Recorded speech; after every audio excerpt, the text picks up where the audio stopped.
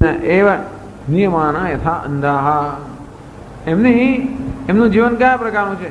યથા અંધાહ અંધેનૈવ નિયમાનાહ, જેમ આંધળાને આંધળો મનુષ્ય દોરતો હોય તો જે દોરાતા હોય એની કેવી ગતિ થાય, બસ એવી જ કંઈક ગતિ આ લોકોની જીવનમાં થઈ રહી છે. એમ કરીને અવિદ્યાની નિંદા કરી. It's not fair. અવિદ્યાની નિંદા કરવી એ ખરેખર કોઈ રીતે બહુ યોગ્ય તો નથી. માણસ જન્મ્યો છે અવિદ્યા લઈને, તેથી અવિદ્યા આપણે ઉત્પન્ન કરી નથી, પણ એની નિંદા કરવી એ યોગ્ય નથી.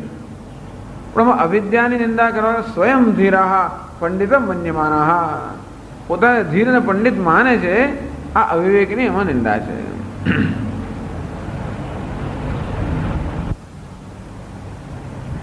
क्या है शंकराचार्य जी भाष्य में, ये तो संसार भाजनाः अविद्यायामन्तरे मध्ये घनीभूते इव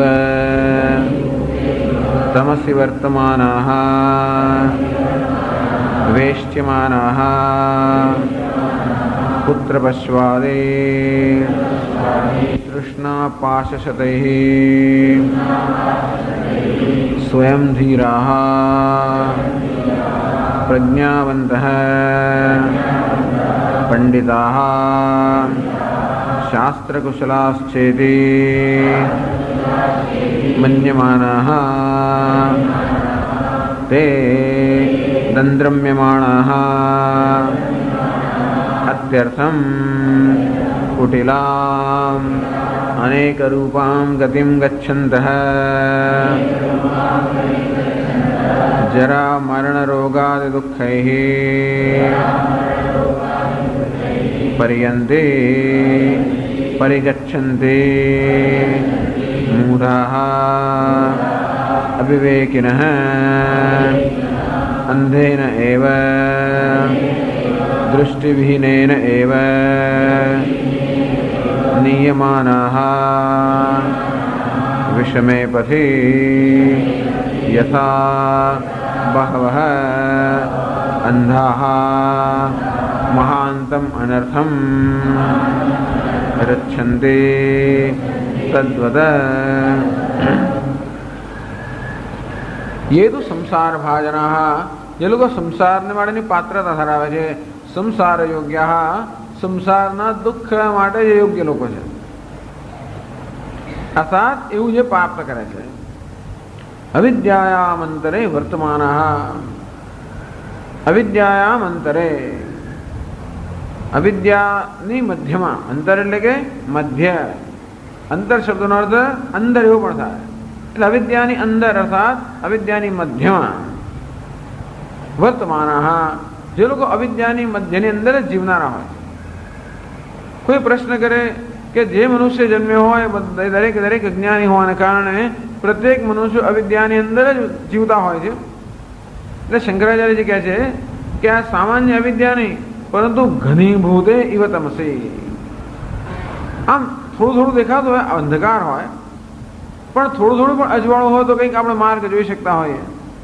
અથવા જે ગાઢ ઘોર અંધકારની અંદર એ લોકો છે. એટલે જે વિવેકી પુરુષો હોય છે એ પણ અજ્ઞાની તો હોય જ છે.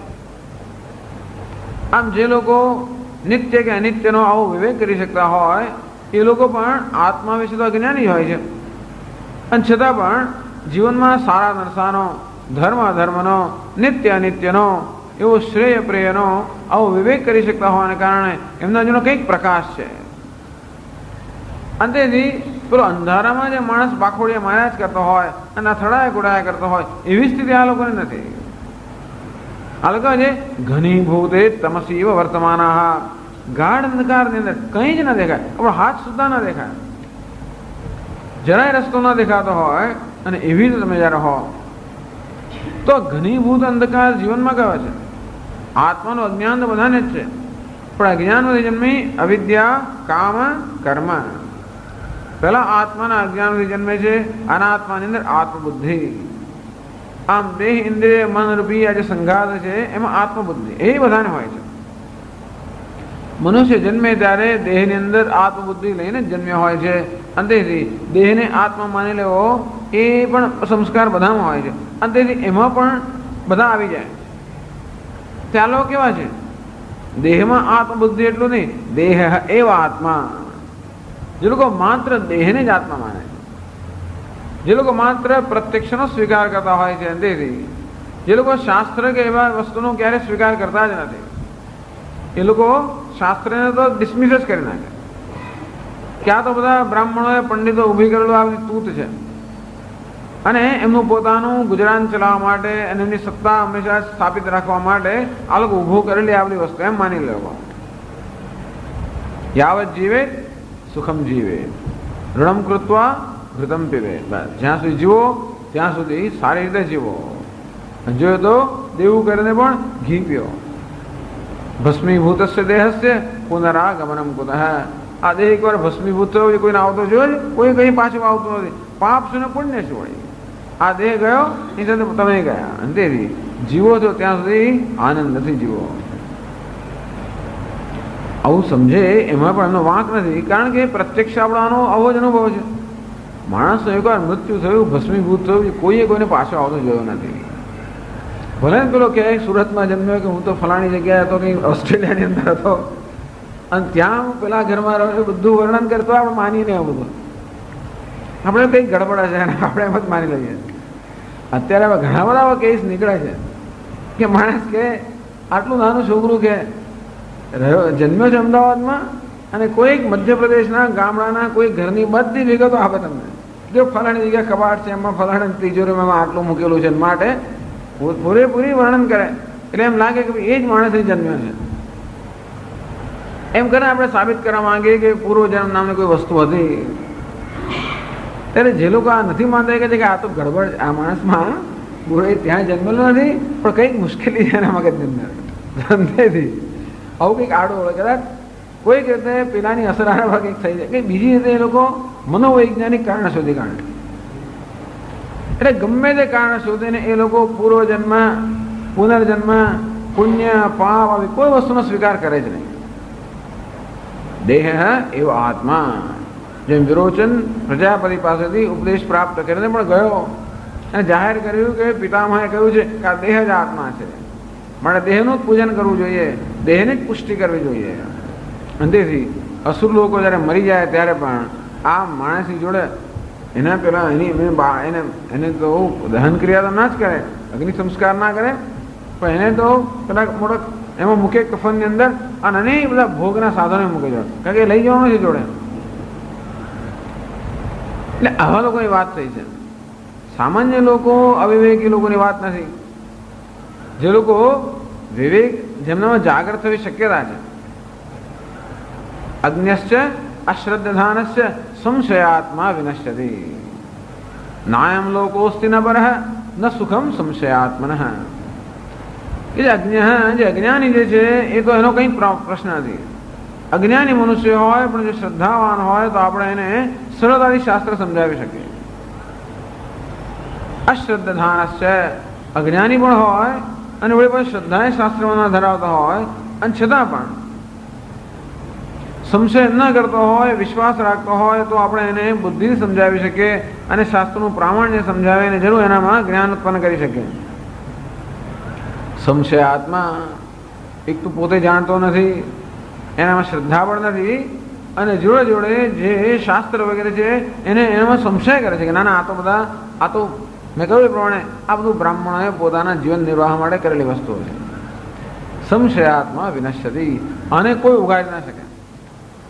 માત્ર અજ્ઞાની હોય એ તો સુસાધ્ય હે, બહુ સરળતાથી એને જ્ઞાન અપાવી શકાય જેમાં શ્રદ્ધા હોય તો. અજ્ઞાની પણ હોય અને શ્રદ્ધા રહિત હોય તો પ્રયત્ન સાધ્ય હે, અર્થાત બુદ્ધિપૂર્વક એનામાં શ્રદ્ધા ઉત્પન્ન કરી શકાય જો એ માણસ તૈયાર હોય તો. અજ્ઞાની પણ હોય, શ્રદ્ધા પણ ન હોય અને વળી પાછો પ્રમાણમાં શાસ્ત્રમાં સંશય કરતો હોય તો એ અસાધ્ય છે. અમુક રોગો છે ને અસાધ્ય રોગો છે. દવાઈ પાસે આ તો અસાધ્ય છે. તેથી અજ્ઞાની અને વળી પાછો શ્રદ્ધા રહિત અને કેવો છે સંશય કરનારો, અસાધ્ય બની ગયો. આપણે એને કન્વિન્સ કરવાનો પ્રયત્ન કરતા આપણા પર જ શંકા કરે કે આ કેમ આમ કહેતા હશે, મને કંઈક હોવું જોઈએ ગડબડ, કેમ સ્વામીજી આપણે આવું કહેતા હશે, કેમ આમ થશે. અને તેથી એમનામાં જ કંઈ મુશ્કેલી આપણે જણાય આપણો મુશ્કેલી હોય જ નહીં, મુશ્કેલી આ લોકો જ જાણે. તો ઘણા લોકો એવા છે, એ લોકો ઋષિ મુનિઓની સાયકોલોજી પર વિચાર કરીને જોયું કે અમને કયા પ્રકારના પ્રશ્નો હતા.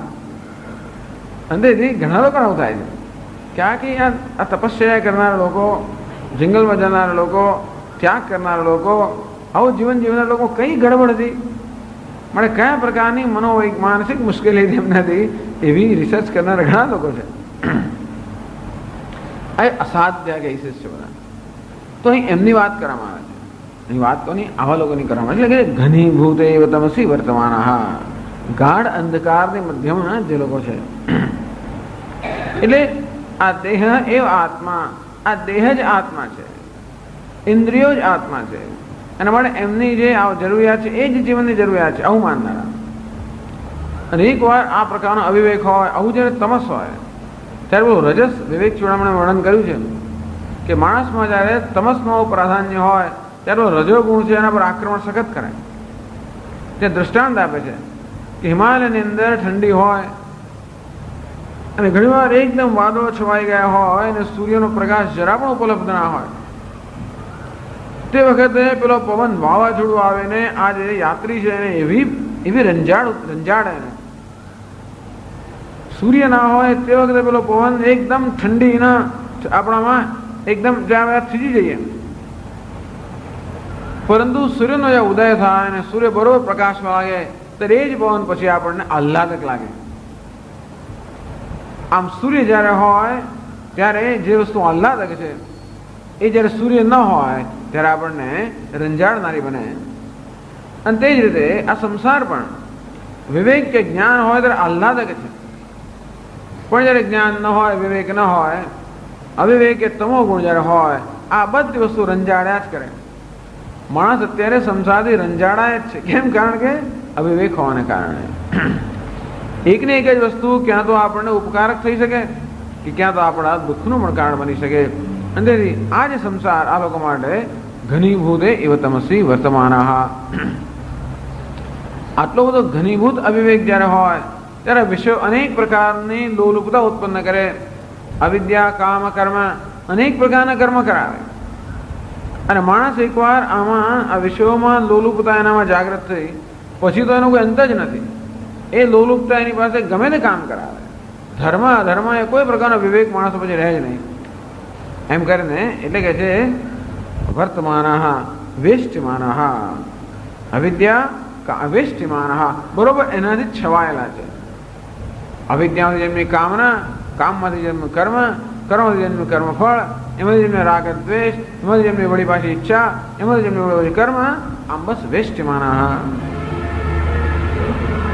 પુત્ર પશ્વાદિ તૃષ્ણા પાશશતૈ વેષ્ટિમાના, આશા પાશશતૈર્બદ્ધાઃ, કામક્રોધ પરાયણાઃ, ઈહંતે કામ ભોગાર્થમ અન્યાયેનાર્થ સંશયાન. સોમાધ્યાય ભગવાન કહે છે આશા પાશશતૈ બદ્ધાઃ. આ માણસો બંધાયેલા છે નથી આશા પાશશતૈ, આશારૂપી અનેક સેંકડો પાશથી કે દોરડાઓથી બંધાયેલા. અંતેથી કામ ક્રોધ પરાયણા, જેમના જીવનમાં કામ અને ક્રોધનું જ પ્રાધાન્ય છે. ઈહંતે કામ ભોગાર્થમ, જેનો એક જ ઈચ્છા ધરાવતા હોય છે કામ ભોગાર્થમ. આ કેવી રીતે વિશ્વના ભોગ કેમ પ્રાપ્ત કરો, બસ એક જ ઈચ્છા. અન્યાયને અર્થ સંચયાન, પછી ધીમે ધીમે એમની ઈચ્છાઓ એમની યોગ્યતાથી પણ ઉપરવટ જાય. અંતેથી આપણે જ્યારે યોગ્યતાથી વધારે વસ્તુ ઈચ્છતા હોઈએ ત્યારે છેવટે અન્યાયનો માર્ગ લેવો જ પડે. અન્યાયને અર્થ સંચયમ, અને પછી અન્યાયથી અર્થનો સંચય કરીને પણ આ લોકો પોતાની ઈચ્છા પૂરી કરતા હોય છે. એટલે કહે છે પુત્ર પશ્વાદિ તૃષ્ણા પાશશતૈ બદ્ધાઃ વેષ્ટિમાનાઃ, આવી સેંકડો પાશથી એ લોકો બંધાયેલા છે. હા, એ પુત્ર જોઈએ, કાલે પશુ જોઈએ, નહીં પણ બીજું કંઈક જોઈએ, હિરણ્ય જોઈએ, અશ્વ જોઈએ, હસ્તી જોઈએ, અનેક પ્રકારના હાથી, ઘોડા, એવી અનેક પછી ઈચ્છાઓથી બંધાયેલા છે.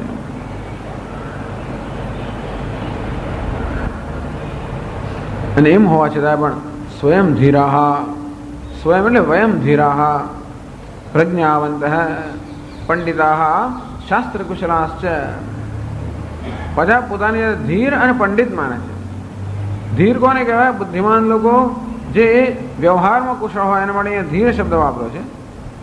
પંડિતાઃ શાસ્ત્રકુશલાશ્ચ, એટલે અમે વ્યવહાર કુશળ પણ છીએ અને શાસ્ત્ર બધું જાણે સ્વામી, બધું મને ખબર છે, બધું વાંચ્યું છે મેં, અંતેથી વાંચ્યું પણ હોય, બધા પુસ્તકો વાંચે છે, બધા ગ્રંથોનો અભ્યાસ કરે છે. પંડિતા શાસ્ત્ર કુશલાશ્ચ.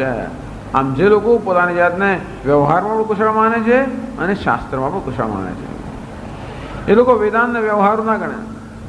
આવા લોકો જે વ્યવહાર કુશળ માણસો હોય એમને વેદાંત અવ્યવહારો છે. સમજે, ધર્મ વ્યવહારો નથી, ઇટ્સ નોટ પ્રેક્ટિકલ. આ તમે ધર્મ ધર્મ ધર્મ કરો છો એ પ્રેક્ટિકલ નથી. અમે કહો છે પ્રેક્ટિકલ માણસો છે. અરે પોતાની જાત શું માને? ધીરાહા, અમે પ્રેક્ટિકલ છે, અર્થાત વ્યવહાર કુશળ છે.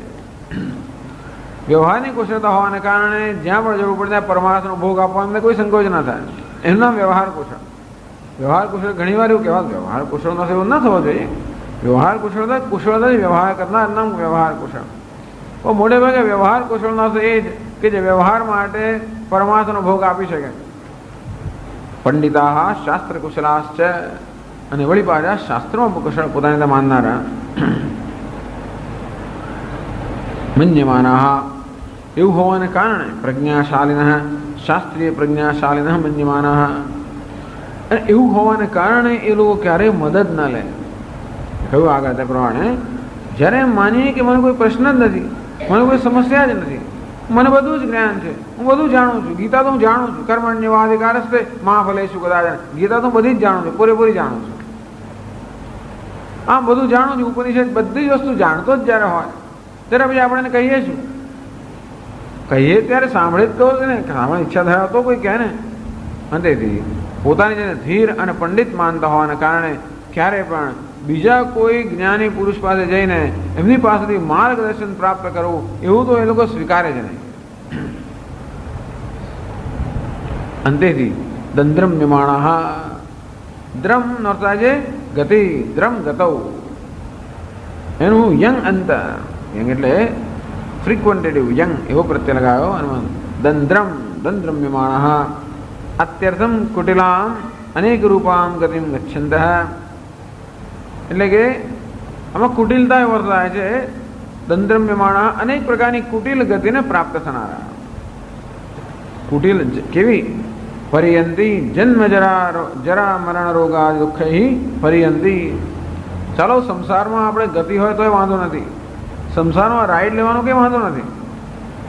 એટલે આપણે ચકડોળા બેસતા જ હોય છે ને, રાઈડ લઈએ, સરસ મજા આવતી હોય. તે રીતે સંસારની અંદર પણ ભલે આજે મનુષ્ય તરીકે જન્મ્યા, કાલે સ્વર્ગમાં જન્મ્યા, પરમ દિવસે બીજી યોનિમાં જન્મ્યા, એમ આપણે આનંદ કરતા હોઈએ તો સંસાર ગતિનો કંઈ વાંધો નથી.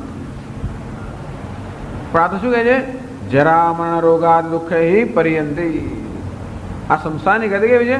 જરા, જરા એટલે વૃદ્ધાવસ્થા. એનો અર્થ કે આપણે દુઃખ આપનારી કોઈ પણ અવસ્થા. મરણ એટલે કે મૃત્યુ, અને વૃદ્ધાવસ્થા કે મૃત્યુ ન હોય ત્યારે રોગ.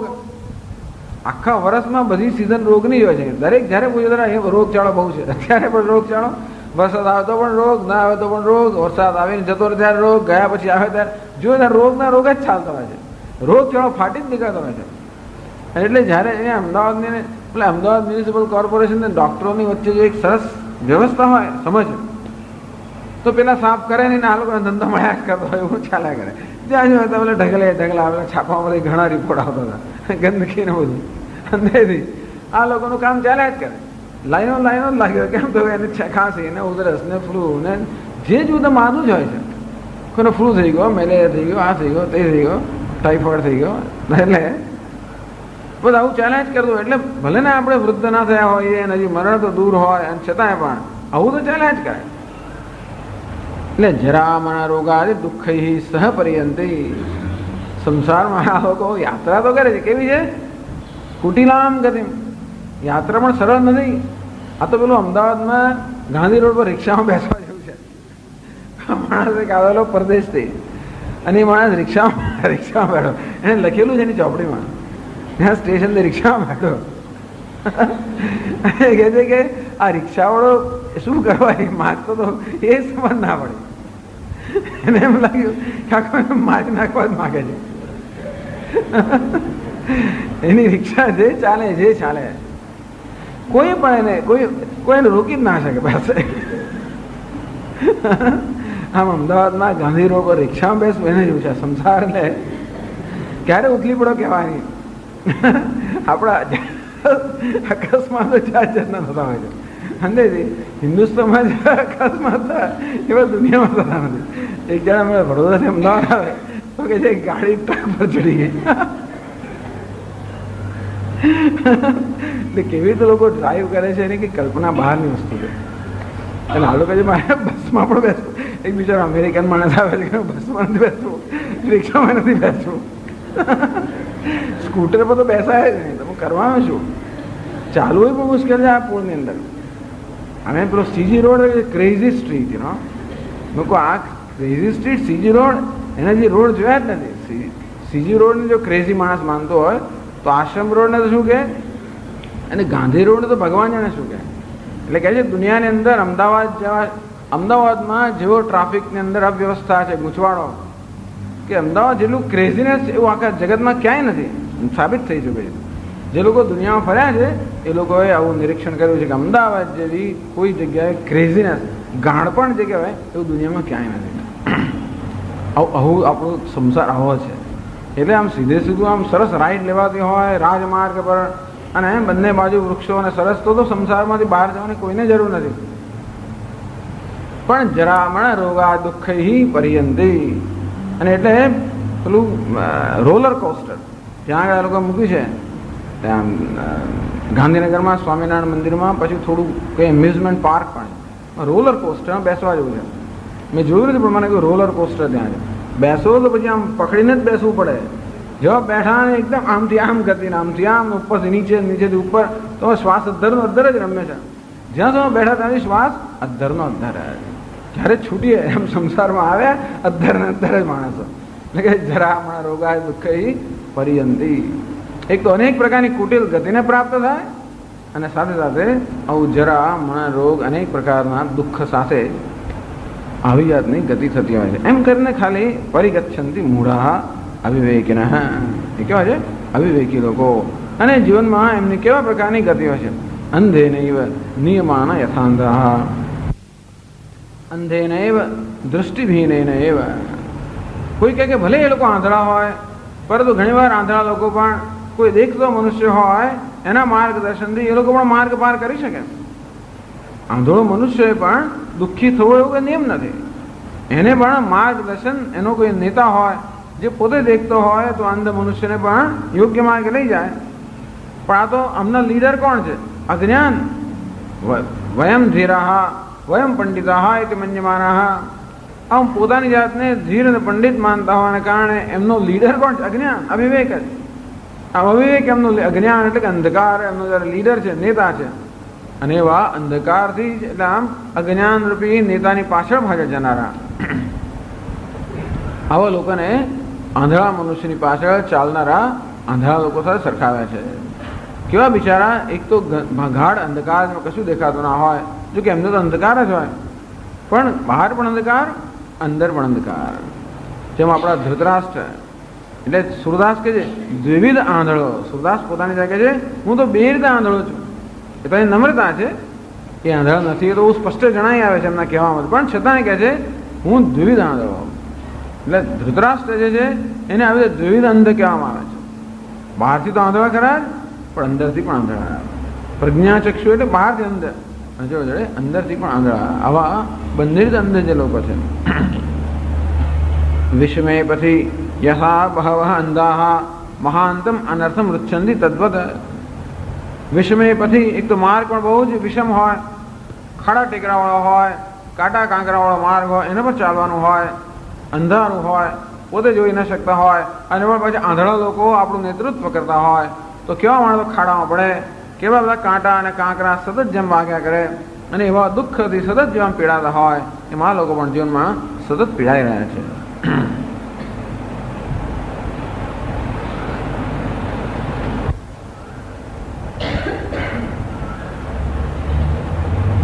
એવું કેમ છે? તો છઠ્ઠા મંત્રમાં સમજાવે છે કે કેમ આ લોકો આવા છે, એનું કારણ શું છે? કેમ જીવનની અંદર એમના વિવેક કેમ જાગૃત નહીં થતો હોય? છઠ્ઠા મંત્રમાં યમરાજા એ સમજાવે છે. न सांपरायः प्रतिभाति बालम् प्रमाद्यन्तं वित्तमोहेन मूढम् अयं लोको नास्ति पर इति माने पुनः पुनर्वशमापद्यते मे।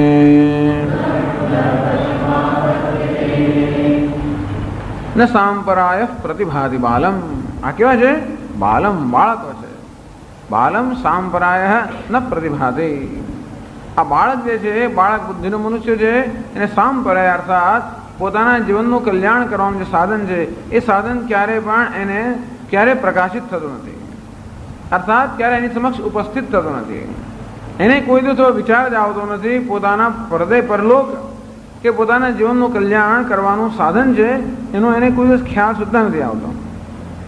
શા માટે નથી આવતો? પ્રમાદ્યંતમ વિત્ત મોહેન મૂઢમ, કારણ કે જીવનનો પ્રમાદ કરી રહ્યો છે। વિત્ત મોહેન મૂઢમ, અને વળી પાછો આ વિત્ત એટલે કે ધન સંપત્તિના મોહને કારણે મૂઢ થઈ ગયેલો આ મનુષ્ય જીવનમાં પ્રમાદ અર્થાત વિરુદ્ધ દિશામાં જ જઈ રહેલો હોવાને કારણે આ જે શ્રેય માર્ગ અને એનું સાધન જે છે એનો કોઈ દિવસ એને ખ્યાલ સુદ્ધા નથી આવતો। અને વળી બીજું શું કારણ છે? અયમ લોક હૈ નાસ્તિ પર હૈ માની, બસ અયમ લોક હૈ, આ જે દ્રષ્ટિગોચર જગત દેખાય છે એથી આગળ કંઈ છે જ નહીં। એટલે આ આપણું જીવન શેના માટે છે? જીવન માત્ર ખાવા પીવા અને મજા કરવા માટે જ છે। પર એથી નાસ્તિ પર હૈ, એથી પર અર્થાત કોઈ આ મનુષ્ય લોકથી પર કે ઇન્દ્રિયથી પર કોઈ અસ્તિત્વ હોય એવું જ લોકો સ્વીકારતા નથી। અંતેથી યમરાજા કહે છે મારું કાર્ય બહુ સરળ કરી આપે છે આ લોકો। પુનઃ પુનઃ વશમ આપદ્યતે મેં, અંતેથી પુનઃ પુનઃ વારંવાર મેં વશમ આપદ્યતે, વારંવાર મારા વશમાં આવે છે। આમ યમરાજા એક જાળ બિછાવી રાખેલી છે અને વારંવાર લોકો આ જાળમાં ફસાયા જ કરે છે। એ કહે છે अतः एव मूढ़त्वात् न सांप्रायः प्रतिभाते संपरेयते इति। संपरायः परलोकः तत्प्राप्ति प्रयोजनः साधन विशेषः शास्त्रीयः सांपरायः सच बालम् अविवेकिनं प्रति न भाति न प्रकाशते नोपतिष्ठते इत्येतत्। अतः एव मूढ़त्वात् न सांपरायः प्रतिभाति। अतः एव એટલે કે મૂઢત્વાत्, આ લોકો મૂઢ હોવાને, મૂઢ એટલે અવિવેકી, આમ જેનો વિવેક ન હોવાને કારણે सांपरायः न प्रतिभाति, सांपराय છે ક્યારે પણ એમની સમક્ષ प्रतिभाति પ્રકાશિત થતો નથી, અર્થાત એમના મનમાં ક્યારે પણ આ सांपराय પોતાની જાતને પ્રકાશિત કરતો નથી, વ્યક્ત કરતો નથી, આવો વિચાર એમને ક્યારે આવતો જ નથી। તો सांपराय શબ્દ જે છે એને શંકરાચાર્ય સમજાવે છે। સંપરાયમાંથી બન્યો सांपराय શબ્દ। સમ પર અને અય, અય શબ્દ છે ઈ એટલે ગતિમાંથી બન્યો। સમ પર અને ઈ એટલે ગતિ, એમાંથી બન્યો संपरायः। संपरायः सम्यक પર ઈયતે, પર એટલે પરે કાલે, સમ્યક ઈયતે પરે કાલે એટલે પછીના કાળમાં, એટલે કે દેહપાદાત ઉર્ધ્વમ, આ દેહનું પતન થયા પછી એટલે પર, પર એટલે પછી, જે પછીથી સારી રીતે પ્રાપ્ત થાય છે નામ છે સંપરાય। પછી એટલે શું? દેહપાદાત ઉદેહ પતનાત ઉર્ધ્વમ, આમ દેહના પતન થયા પછી, પરે કાલે દેહના પતન થયા પછી કે મૃત્યુ પછી, યત સમ્યક ઈયતે, यह सम्यक જે સારી રીતે પ્રાપ્ત થાય છે એને સંપરાય કહે છે। એટલે પરલોક, પરબ્રહ્મ અપરબ્રહ્મ, ટૂંકમાં સંપરાયનો અર્થ છે પરલોક અથવા તો જીવનનું કલ્યાણનું જે ધ્યેય છે એનું નામ સંપ્રાય. અહીં સંપ્રાયનો અર્થ શ્રેયસ કરવાનો, જીવન મૃત્યુ પછી જે સારી રીતે પ્રાપ્ત થાય છે અર્થાત મોક્ષ, અથવા તો કંઈક બીજું સારું સાધન જે ક્રમ મુક્તિ પ્રાપ્ત છે એ પ્રકારનું સાધન. એટલે માત્ર ભોગ નહીં પરંતુ યોગ. એવું છે કે મનુષ્ય એક જીવનની અંદર કદાચ મોક્ષ ન પ્રાપ્ત કરી શકે તો પણ જો એ મોક્ષ માર્ગ પર જ હોય તો આજે નહીં તો આવતીકાલે, આ જન્મમાં તો ભવિષ્યના જન્મમાં પણ એને મોક્ષ પ્રાપ્ત થશે. નહીં કલ્યાણ કૃત કશ્ચિત દુર્ગતિમ તાત ગચ્છતિ પાર્થ નૈવેહનામુત્ર વિનાશસ્તસ્ય વિદ્યતે. ભગવાન કહે છે કે જેણે પોતાના જન્મમાં કંઈક કલ્યાણ કર્યું હોય એની ક્યારે પણ અવગતિ થતી નથી. અંતેથી એ ભવિષ્યમાં એનું કલ્યાણ થવાનું જ છે. અંતેથી ક્યાં તો આ જીવનમાં જે મોક્ષ પામે છે અથવા તો જે મોક્ષના માર્ગ પર પ્રયાણ કરે છે એમ કહી શકાય કે મનુષ્ય સંપ્રાય અર્થાત શ્રેયના માર્ગ પર પ્રયાણ કરી રહ્યો છે. ખરેખર તો જે લોકોના જીવનમાં ધર્મ હોય એ લોકો પણ પરોક્ષ રીતે તો આ મોક્ષ માર્ગ પર પ્રયાણ કરી રહ્યા છે, કારણ કે ધર્મ એ મોક્ષનું સાધન છે. અર્થ એટલે ધન સંપત્તિ કામનું સાધન છે અને ધર્મ એ છે મોક્ષનું સાધન છે. પરંતુ જે લોકો માત્ર કામ એટલે જે લોકો માત્ર ઇન્દ્રિય ઉપભોગ એનાથી જ અત્યંત લોભાયમાન હોય, લોભિત થયા, લુપ્ત થયા હોય, એ લોકોને તો ધર્મ પણ નથી, એમના જીવનમાં ધર્મ પણ હોતો નથી. એટલે સંપ્રાય અર્થાત પરલોક. પરલોકનો અર્થ છે જ્યાં જીવનનું કલ્યાણ થાય અર્થાત મોક્ષ અથવા મોક્ષ પ્રાપ્ત થાય એવી કઈ ગતિ એને કહે છે સંપ્રાય. પરલોક તત્પ્રાપ્તિ પ્રયોજન સાધન વિશેષ શાસ્ત્રીય સાંપ્રાય. એટલે સંપ્રાયસ્ય પ્રાપ્તિ સાધનમ સાંપ્રાય. આ સંપ્રાય એટલે પરલોક. પરલોક એટલે કે મોક્ષ. મોક્ષને પ્રાપ્ત કરવા માટેનું જે વિશિષ્ટ સાધન છે એટલે કે વિદ્યા. એ વિદ્યા કે વિવેક જે છે એને અહીંયા સાંપ્રાય કહ્યું છે. જોકે બે પ્રકારના એ લોકો ક્રમ મુક્તિ અને સદ્યો મુક્તિ એમ કહેતા હોય છે, પરબ્રહ્મ અને અપરબ્રહ્મ. ઘણા લોકો સગુણની ઉપાસના કરતા હોય તો ક્રમ મુક્તિ પ્રાપ્ત કરે, નિર્ગુણનું જેને જ્ઞાન હોય એ આજીવન મુક્તિ પ્રાપ્ત કરે. કોઈ પણ પ્રકાર બહુ કંઈ એમને પ્રાપ્ત થતું નથી. અશ્રદ્ધાના પુરુષા ધર્મસ્યાસ્તિ પરંતપ અપ્રાપ્યમામ નિવર્તન્તે મૃત્યુ સંસાર વર્તમને. ભગવાન કહે છે 9મા અધ્યાયની અંદર અશ્રદ્ધાના પુરુષા અસ્ય ધર્મસ્ય હે પરંતપ. આ જે આત્મજ્ઞાન રૂપી ધર્મ છે એની અંદર શ્રદ્ધા ન ધરાવનારા અપ્રાપ્યમામ નિવર્તન્તે, એ લોકો આ મનુષ્ય દેહ પ્રાપ્ત કરીને પણ મને પ્રાપ્ત કર્યા વગર જ નિવર્તન્તે વારંવાર વય પાસે આવે છે. મૃત્યુ સંસાર વર્તમને. આ મૃત્યુયુક્ત જે સંસાર છે એના માર્ગ પર એ લોકો વારંવાર પાછા આવતા હોય છે. જે લોકોને આ આત્મવિદ્યા અર્થાત શ્રેયસ જે ધર્મ છે એ ધર્મમાં જેને શ્રદ્ધા નથી એ લોકો. ત્યાં શંકરાચાર્ય સમજાવે છે કે ઈશ્વરને પ્રાપ્ત કરવાની વાત તો દૂર છે, પણ ઈશ્વરને પ્રાપ્ત કરવાનો માર્ગ ભક્તિ કે યોગ છે એને પ્રાપ્ત કરવાનું પણ એ લોકો પ્રાપ્ત નથી કરતા. ઈશ્વરને પ્રાપ્ત કરવાનો પ્રશ્ન નથી, પણ એની પ્રાપ્તિનો માર્ગ છે એ માર્ગમાં રુચિ ઉત્પન્ન થતી નથી. એટલે આ વસ્તુ માટે જીવનમાં રુચિ ઉત્પન્ન થતી જ નથી. ન પ્રતિભાદી સચ સાંપ્રાય બાલમ. બાળ એટલે કે બાળક નહીં. કોઈને એમ કે બાળક એટલે નાનું હાથમાં હોય એવું બાળક નહીં. અવિવેકીનમ. અહીં બાળમ એટલે બાળક બુદ્ધિ એટલે કે અવિવેકી અપરિપક્વ મનુષ્ય. એમ બડા સ્વામીજી લાંબુ વર્ણન કરે કે એકવાર હું કોઈ મોટા ધનવાન માણસે મારે મળવાનું થયું અને એ માણસ તો બહુ અંદર બિઝી હતા, વ્યસ્ત હતા, એટલે બહારના રૂમમાં મને બેસાડવામાં આવ્યો. બહારનો બેઠેલો જોયા કરે ચારે બાજુ શું છે ને ક્યાં નહીં. એટલામાં એક યુવાન 25 વર્ષનો માણસ આવ્યો. ફર્સ્ટ ક્લાસ, એને કંઈ વસ્ત્રો પર કપડાં પહેરેલા, શું કહેવાય ને સફારી એવું કંઈક કામ બધું પહેરેલું, નામ હેરસ્ટાઈલ ને પછી મૂછો અને ઘણું બધું હતું. અમારે નામ બેસી ગયો, ખુરશી પર આવીને બેસી ગયો અને કંઈક મેગેઝિન વગેરે વાંચતો હશે. એટલામાં કહે છે કે બહુ વિચિત્ર વસ્તુ મારે જોવામાં આવી. થોડી વાર થઈ અને એક સ્ત્રી એ રૂમમાં પ્રવેશ કર્યો. એ કોણ છે કે એની માતા જ હોવી જોઈએ. તો એ સ્ત્રીના હાથમાં એક વિચિત્ર વસ્તુ, શું તો બોટલ હતી. શેની બોટલ? દૂધની બોટલ. અને આવી અને સ્ત્રી આમાં એની ખુરશી પર બેસી ગઈ. એટલે આ છોકરો 25 વર્ષનો હતો, સૂટ બૂટ પહેરેલો, એને તો આમ માથું એના ખોળામાં નાખી દીધું અને એની મા પછી દૂધ પીવડાવવા માંડી. આ જે મેં તમે 2 મિનિટમાં કહ્યું એમને અડધો કલાક સુધી આ વસ્તુ કહે. એનું તાત્પર્ય આટલું છે કે માણસ આટલો મોટો થઈ ગયો છતાં આપણે દૂધ, એટલે એનું નામ બાળક. એટલે ભલે શરીરથી ગમે તેટલો મોટો થઈ ગયો પરંતુ બુદ્ધિમાં જરાય પણ પરિપક્વતા ન આવી હોય એને અહીંયા બાળક કહે છે. બાલમ એટલે બાલમ પ્રતિ અવિવેકિનમ પ્રતિ સાંપ્રાય ન પ્રતિભાતી. આવો જે બાળક બુદ્ધિનો અવિવેકી મનુષ્ય છે એને આ સાંપ્રાય કોઈ રીતે ન પ્રતિભાતી, અર્થાત એની સમક્ષ ક્યારેય પ્રગટ થતો નથી. કોઈ કે કેવી તત્પ્રકાશ કે શાસ્ત્રે એવું કેમ ન થાય?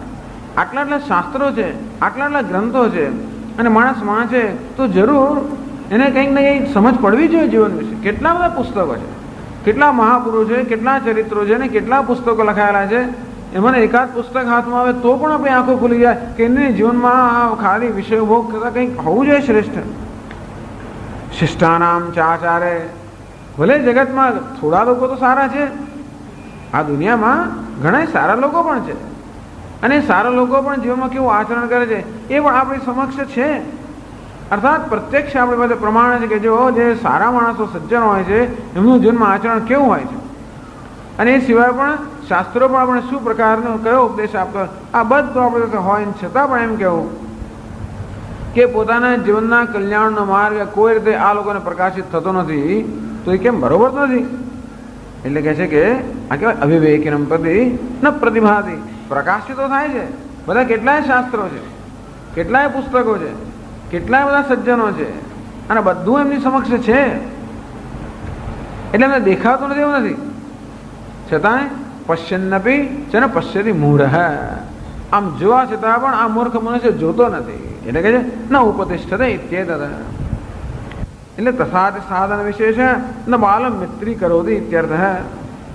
અંતેથી આ સાધનો જેનું શાસ્ત્રમાં નિરૂપણ કરવામાં આવ્યું છે અને જે મહાપુરુષો જેનું આચરણ કરતા હોય કોઈક રીતે આના આ મનુષ્યમાં એના વડે રુચિ ઉત્પન્ન થતી નથી. ન મિત્રી કરોતી, એને મિત્ર બનાવતું નથી. આમ સત્સંગ કરવો કે ગીતા વગેરે સાંભળવું, આ તે કરવું, કોઈ રીતે એનામાં રુચિ ઉત્પન્ન થતી જ નથી. જુએ છે કે આ બધા કરે છતાં પણ એનામાં કોઈ પ્રેરણા જ ઉત્પન્ન થતી નથી. અંતેથી પોતાના જીવનનું કલ્યાણ કરવાનો જે માર્ગ છે એ માર્ગ વિશે અવિવેકી મનુષ્યમાં કોઈ પ્રકારની પ્રેરણા ઉત્પન્ન થતી નથી. કેમ છે એનું કારણ? બાલમ અવિવેકિનમ પ્રતિ, કારણ કે આ મનુષ્ય અવિવેકી છે. ટૂંકમાં જે પોતાના અનુભવોથી તો શીખતો નથી પણ તો પોતાના અનુભવ કરવાની જરૂર નથી. લોકો એમ કે જ્યારે આપણે હજી અનુભવ કર્યા નથી, પણ દુનિયાનો અનુભવ ઘણો છે. ઓછો અનુભવ દુનિયાએ કરેલો છે. આપણે જે કંઈ કરવાની ઈચ્છા ધરાવનારા હોઈએ એવું કરેલું 1000 માણસ તો મળે જ. આ જે કંઈ કરવાનું ઈચ્છતો હો એવું જેણે કરેલું જ છે એમાં ઓછામાં 1000 માણસ તો મળે જ. અને જેને પૂછો તો ખબર પડે કે એમનો શું અનુભવ છે. અંતેથી પોતે જ કાદવમાં ખરડાવું અને પછી પગ સાફ કરવા હવે કોઈ આવશ્યકતા નથી. છતાં પણ લોકો ના મને જરા આ તો મને જરા અનુભવ ના થાય ત્યાં સુધી મજા બરોબર સંતોષ નહીં થતો. બધું સમજવું છે કરો પણ મને અનુભવ ના થાય ત્યાં સુધી. એમાં તો બહુ જન્મો ગયા આ મને અનુભવ કરવાની અંદર, પણ હજી પણ એ વસ્તુ કોઈ રીતે પેલો અનુભવ માટે જ એને થાય એટલે એને પ્રેરણા છે ને થાય ફરી એકવાર અનુભવ કરેલો, ફરી એકવાર કરેલો, બસ એવી જ પ્રેરણા જન્મે. પણ પેલી પ્રેરણા જન્મે જ નહીં. આ નામ છે અવિવેકી. વળી બીજા પણ કારણ છે. આગળ કહે છે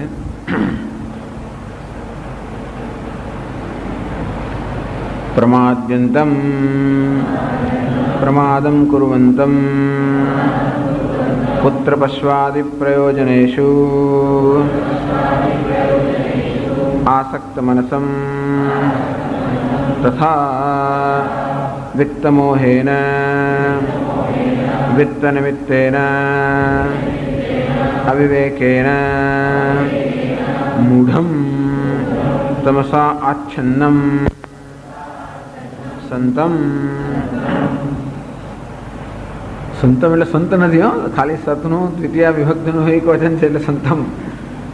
કે છે કે જ્યાં સંત શબ્દ આવે એટલે આપણે સંત જાણે છે. પ્રમાદ્યંતમ માણસ કહે છે પ્રમાદમ કુર્વંતમ, વળી પાછો પ્રમાદ કરી રહ્યો છે.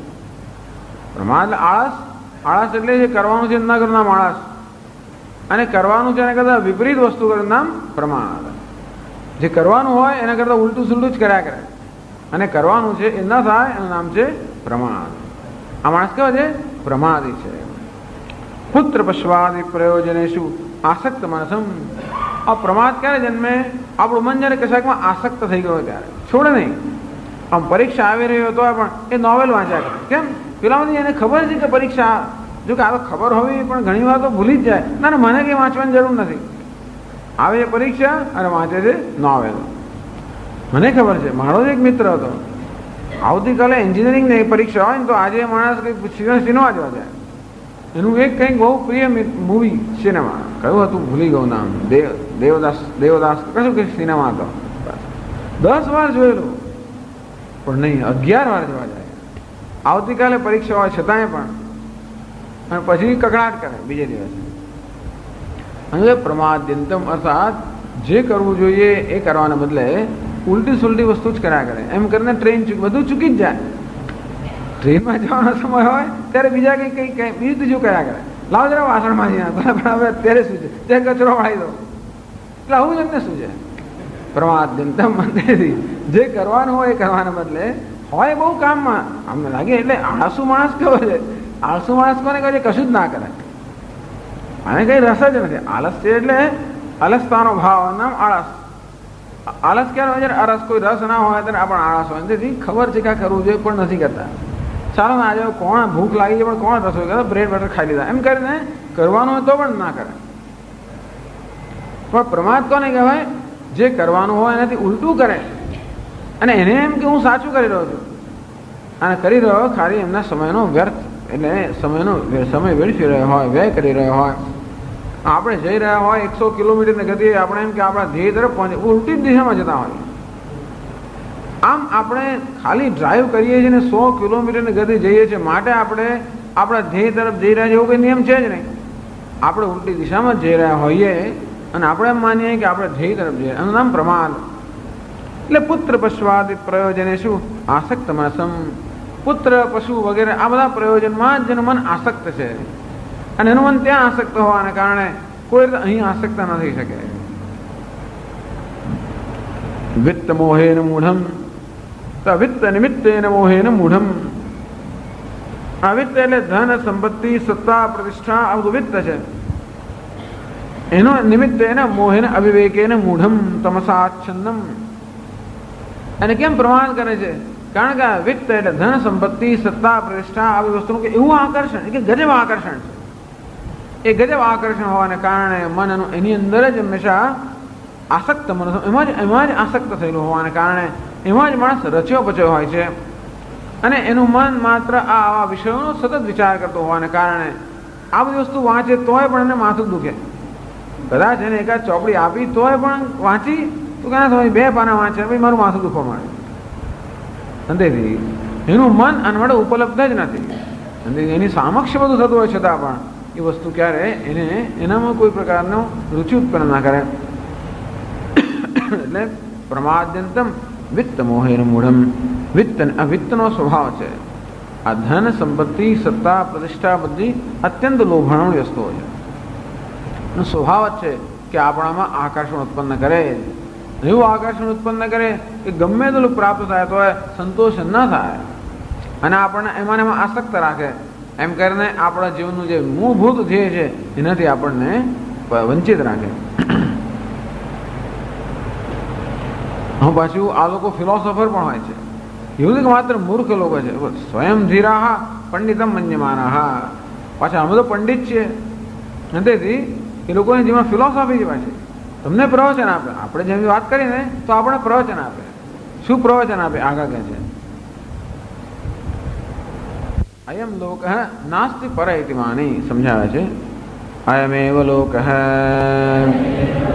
યોયમ દૃશ્યમાન સ્ત્રી અન્નપાનાદિ વિશિષ્ટ નાસ્તિ પર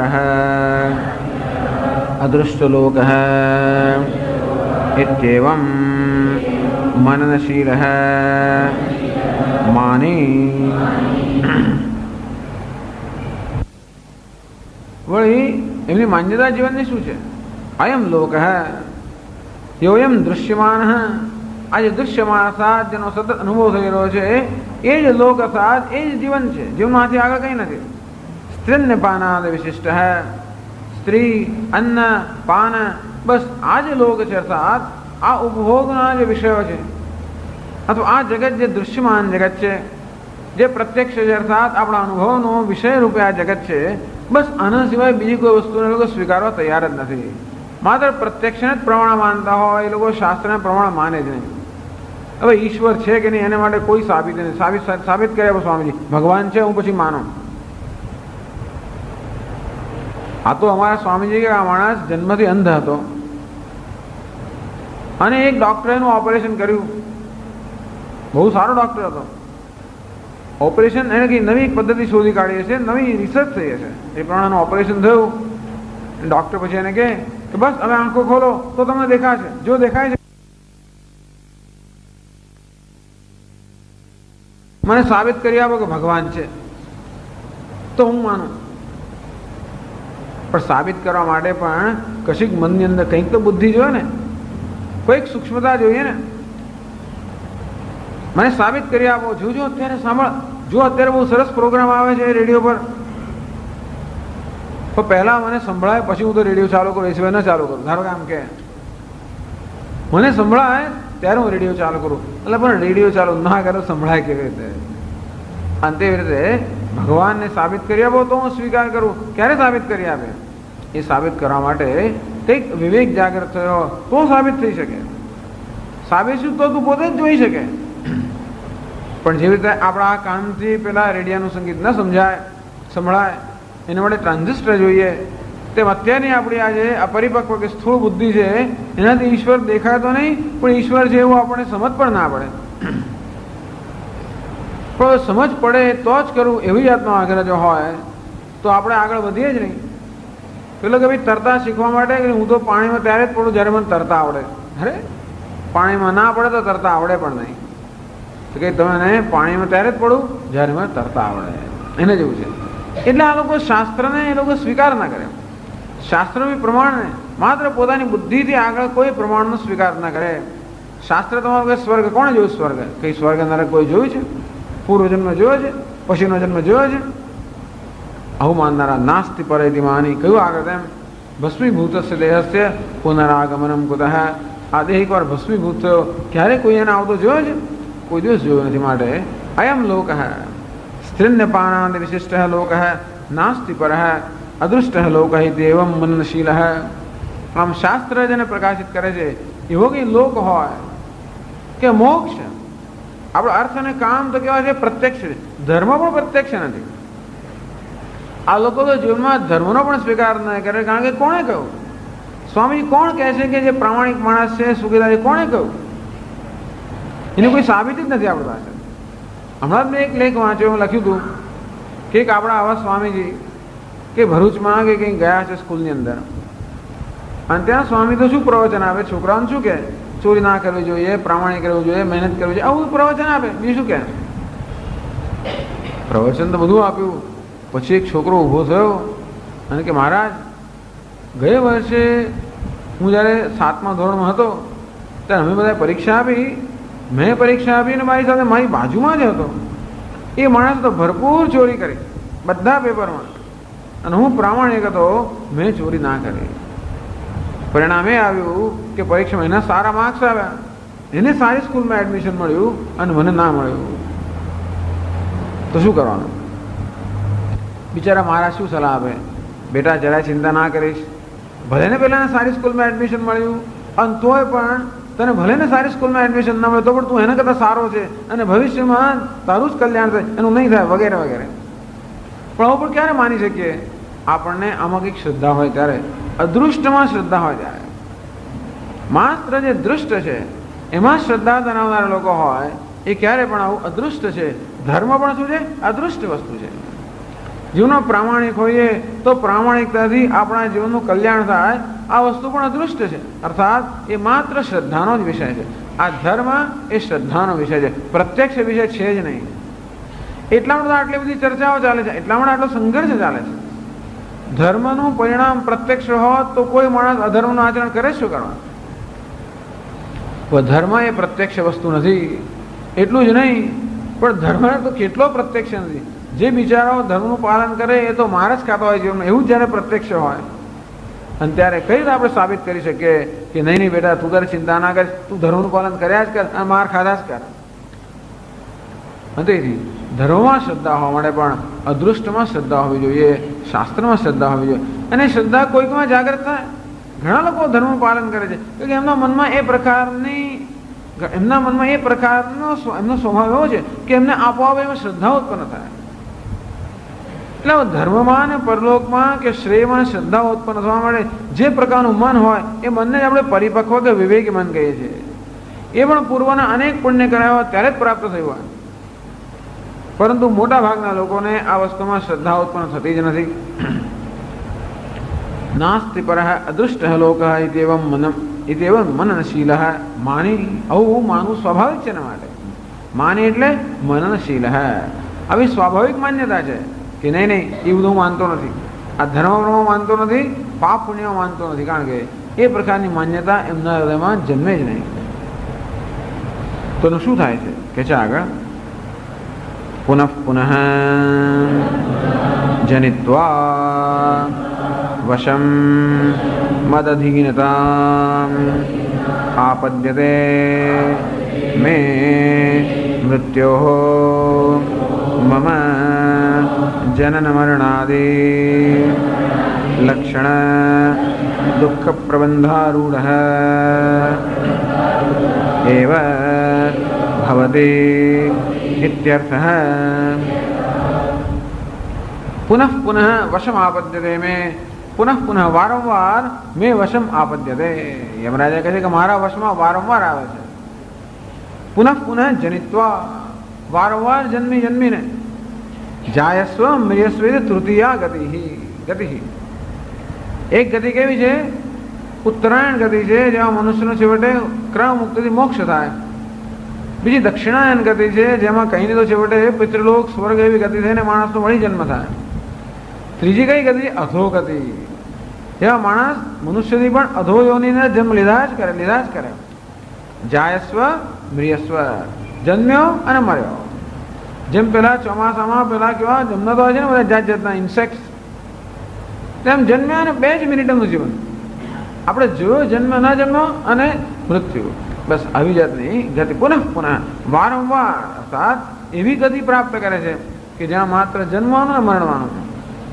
એટલે વશમ મદ અધીનતામ આપદ્યતે, એ લોકો મને અધીન થાય છે. ત્રીજી ગતિ ગઈ વિદ્યા અવિદ્યા, અને આ ત્રીજી વાળી ગતિ પાછી ગઈ. આ કેવી છે?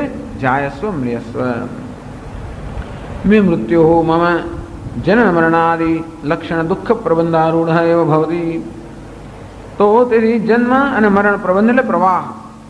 આ જનન મરણાદિ લક્ષણ દુઃખ, જન્મ મૃત્યુ જરા વ્યાધિ, આ દુઃખનો પ્રવાહ છે. એ પ્રવાહમાં આ લોકો તણાય કરતા હોય છે. યમરાજા કહે છે કે કયા પ્રવાહમાં તણાય છે આ લોકો? જન્મ મૃત્યુ જરા વ્યાધિ, બસ એ પ્રકારના પ્રવાહમાં જ એક પછી એક જન્મ એ લોકો તણાય જ કરતા હોય છે. આમ કરીને એ લોકો સતત મારા વશમાં હોય છે. એટલે જ યમરાજા કહે મારે કશું કરવાની જરૂર નથી, આ અવિવેક જ બધું કરાવતો હોય છે. અને આ રીતે જન્મ મૃત્યુના પ્રવાહમાં સતત એ લોકો આવર્તનાંતરમ કહે છે પંચદશીમાં કે આ જીવ કેવો છે? એક બિચારા પેલા કીડા જેવો છે. આ કીડું નદીના પાણીમાં તણાઈ રહ્યું છે, અને એમાં નદીમાં તો કેટલા બધા પેલા આવર્તન, એટલે એમાં શું કહેવાય વમળ. એક વમળમાં ફસાયો, પછી નીકળ્યું ના નીકળ્યું બીજા વમળમાં ફસાયો, નીકળ્યું ના નીકળ્યું ત્રીજા વમળમાં. બસ આવી રીતે એક પછી એક વમળમાં ફસાયા જ કરતા હોય છે. અંતેથી આમાં નનુ ધર્માર્થ કામેષુ સર્વ એવ લોકઃ આસક્તશ્ચેત વિદ્યાધિકારણ અભાવાદ ઉપનિષદામ વ્યર્થતા ઇતિ આશંક્ય. કે બધા લોકો જો આવા જ પ્રકારના હોય તો ઉપનિષદનું શ્રવણ કરનારું કોઈ મળે જ નહીં. એટલે શંકરાચાર્ય છેલ્લા વાક્યમાં કહે છે प्रायण ही एवं विध एव लोकः प्रायण ही मोटे भागे एवं विध एव लोकः मोटा भागना लोको आ प्रकारना ज होय छे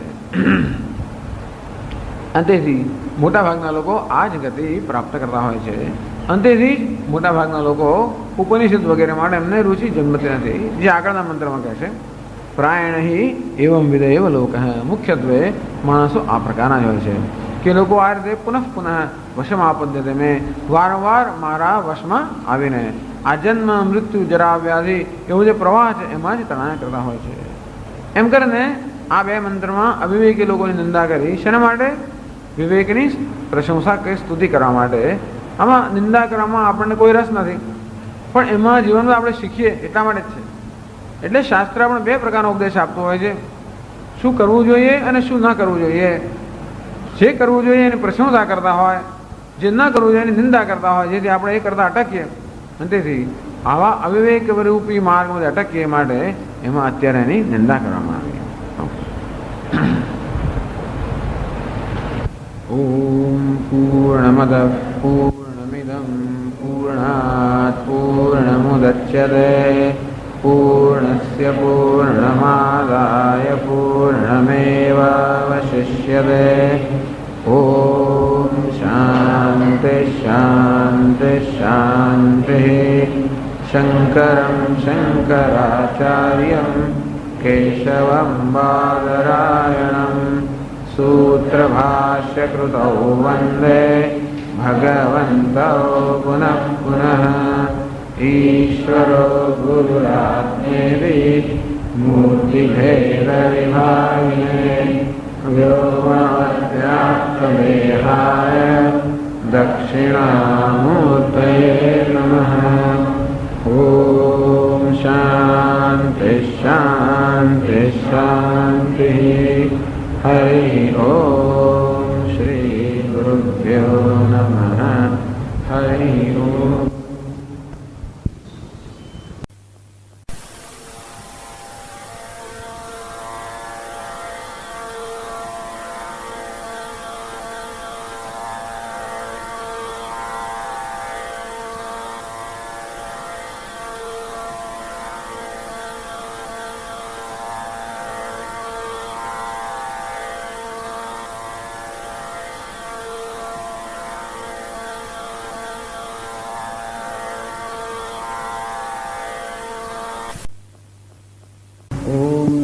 भगवते वैवस्वताय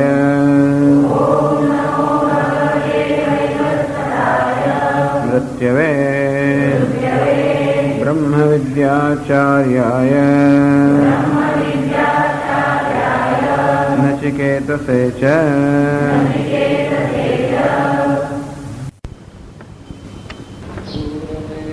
विपरीते विशुचे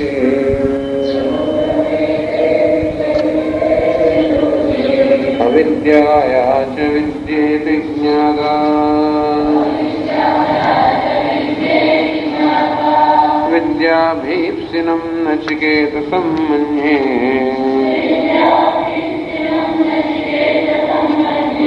नत्वा कामा बहवो लोलुपन्त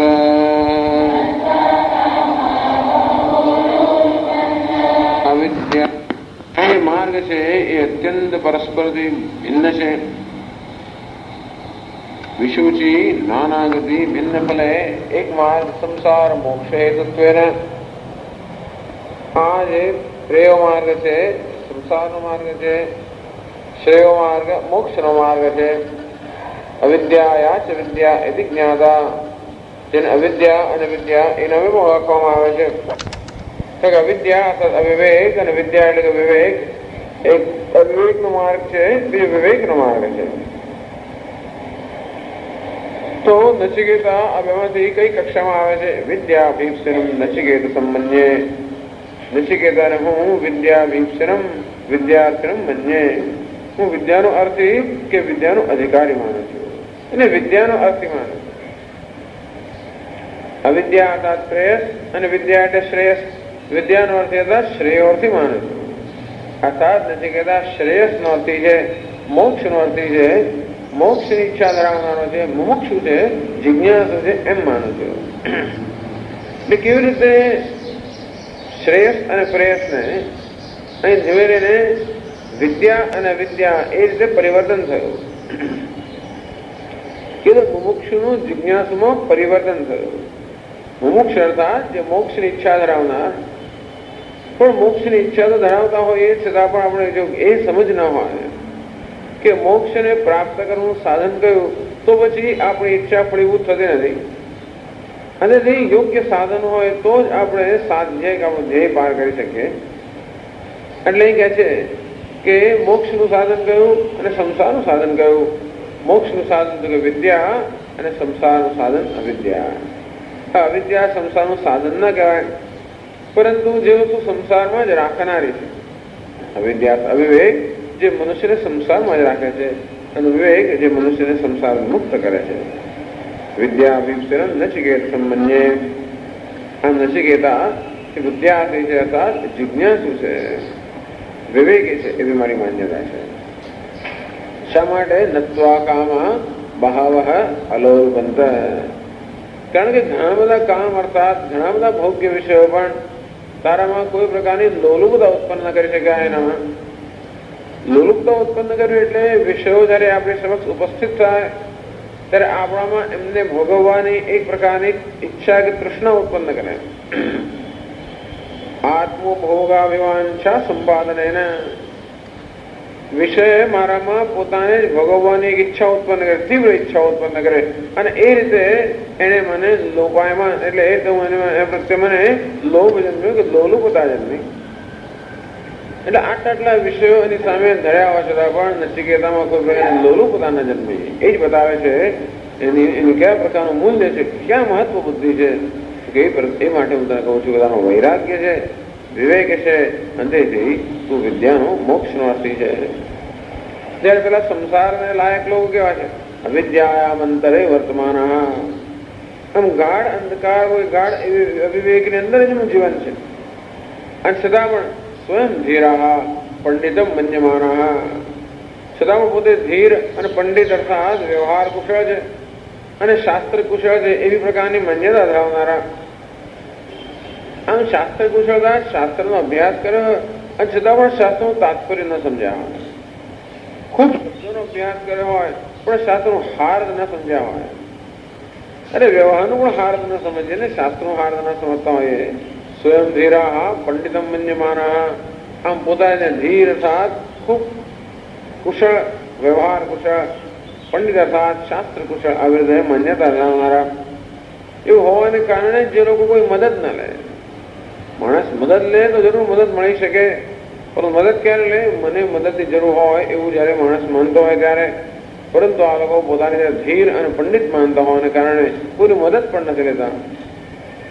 અંતેથી દંદ્રમ્યમાણા અત્યર્થમ કુટિલામ અનેક રૂપામ ગતિમ ગચ્છન્ત. અનેક પ્રકારની કુટિલ ગતિમાંથી એમને જીવન પસાર થવું પડે છે. કુટિલ ગતિ એટલે આપણા મનુષ્ય બનાવે એકદમ, પછી બી અધોયોનીમાં અને ઉર્ધ્વયોનીમાં આવી રીતે પેલા કુટિલ ગતિ, રોલર કોસ્ટર. ઉપર ચડે હાક કરતો નીચે પડે, અને જ્યાં નીચે પડે ને એકદમ જમણી બાજુ ને ડાબી બાજુ એવી જાતની કુટિલ ગતિમાંથી કે માણસ શ્વાસનો અદ્ધર થઈ જાય. અદ્ધરના અદ્ધર શ્વાસે જ આ લોકો જીવનમાં એક પછી એક યોનિની અંદર પસાર થતા હોય છે. અને રોલર કોસ્ટરમાં તો કઈ એક્સાઇટમેન્ટ પણ હોય, આમ લાગે હા, પણ તો જરા મરણ રોગાની દુઃખી પર્યંતી.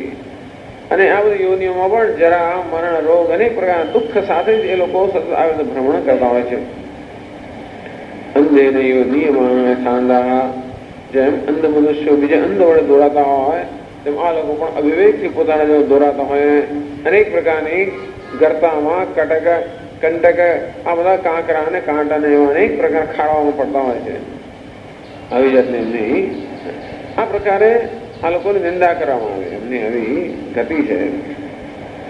એવું કેમ થાય છે? શામળા લોકો આવા છે. દશાંપરાય પ્રતિભાતિ બાલમ પ્રમાદ્યંતમ વિત્ત મોહેર મૂઢમ. આ બાલ અર્થાત બાળક બુદ્ધિનો માણસ હોવાને કારણે અત્યંત પ્રમાદ કરી રહ્યો છે. પુત્ર પશ્વાદિ પ્રયોજન આસક્ત મનસમ. આમ પુત્ર પશુ આ બધા પ્રયોજન અંદર જેનું મન પૂર્ણ આસક્ત થઈ ગયો હોવાને કારણે આને માટે કોઈ પ્રકારનું મૂલ્ય એના મનમાં જન્મતું નથી. સાંપ્રાય બાલમ ન પ્રતિમા વિત્ત મોહેન મૂઢમ, અને વિત્ત અર્થાત ધન સંપત્તિ આ બધી વસ્તુનું એવું આકર્ષણ કંઈક મનમાં છે, એને કારણે અત્યંત મોહિત થઈ ગયેલા અને બીજી વસ્તુનું મૂલ્ય સૂર્ય નહીં. એટલે કે છે સાંપ્રાય બાલમ ન પ્રતિભાતી. સાંપ્રાય અર્થાત આ પરલોકને પ્રાપ્ત કરવાનું સાધન, આ સાચી વિદ્યા કે વિવેક, આ વસ્તુ ક્યારે પણ એના ન પ્રતિભાતી, ક્યારે પોતાની જાતને પ્રગટ કરતી નથી કે પ્રકાશિત થતી નથી. અર્થાત આના મનમાં એના માટે કોઈ પ્રકારની રુચિ ઉત્પન્ન થતી નથી. આમ તો શાસ્ત્રો છે, સત્સંગો બધું છે, એટલે કદાચ એને જ્ઞાન જ નથી કે કોઈ જાતનો એને એ પ્રકારની સમજ એને એ પ્રકારની ખબર નથી એવું પણ નહીં હોય. અને સાહેબ કોઈ પ્રકારની રુચિ કે નહીં, એ બધામાં નહીં કહેવાય. તારે ક્લાસ હોય તો મૂકીને આવે છે, બહાર મૂકીને જતા અંદર ના આવે. કેમ? કોઈ પ્રકારની રુચિ ઉત્પન્ન થતી નથી. અંતેથી હું ભગવાન માનતો નથી, હું માનતો નથી, હું તો માનતો નથી, એ માન્યતા જન્મે જ નહીં. એવી માન્યતા જન્મવા માટે કંઈક સંસ્કાર જોઈએ. અંતેથી માત્ર ભોગના સંસ્કાર હોવાના કારણે આવા કોઈ પ્રકારની રુચિ ઉત્પન્ન ન થાય. આ બધા સાધનો ઉપલબ્ધ હોવા છતાં પણ કોઈ રીતે એમના મનમાં કોઈ પ્રકારનો પ્રભાવ ઉત્પન્ન કરી શકતા નથી. કેમ? અયમ લોક નાસ્તિ પરહિત માની. બસ આ લોક જે આપણા દ્રષ્ટિગોચર છે એથી સ્ત્રી પશુ પુત્ર વગેરેથી આગળ જીવનમાં કઈ છે જ નહીં. ઇતિ માની, આ પ્રકારની માન્યતા ધરાવનારો પુનઃ પુનઃ વશમાપદ્યતે મેં, કે છે યમરાજા કે વારંવાર મારા વશમાં આવે છે. વારંવાર પુનઃ પુનઃ એટલે કે મૃત્યો મમ જનન મરણાદિ લક્ષણ દુઃખ પ્રબંધારૂઢ એવ ભવતી. આમ જન્મ મરણ આ બધાના દુઃખનો પ્રવાહ, જન્મ મૃત્યુ જરા વ્યાધિ આ દુઃખના પ્રવાહની અંદર જ આપણે તણાતો રહે છે. ના રીતે મૃત્યુનો અર્થ આ બધું જ થાય. મૃત્યુ અર્થાત વૃદ્ધાવસ્થા પણ મૃત્યુનો એક અંશ છે, એટલે કે મૃત્યુની ચિહ્ન છે. અને રોગ પણ એવું જ છે, અને જન્મ પણ એવું છે ને. જન્મ થયો એટલે માણસો મૃત્યુ નિશ્ચિત થયું. આમ જન્મ જરા વ્યાધિ મૃત્યુ આ બધું મૃત્યુના જ સ્વરૂપ છે. સતત મારા જ વશમાં હોય, અર્થાત આ વસ્તુના જ વશમાં હોય. સતત જન્મના મૃત્યુના જરાના વ્યાધિના જ વશમાં હોય છે. પ્રાયણ એવમ વિધ એવો લોક. શંકરાચાર્ય છેવટે કહે છે કે પ્રાયણ સામાન્ય રીતે એવમ વિધો હિ લોક, મોટા ભાગના માણસો આ પ્રકારના જ હોય છે.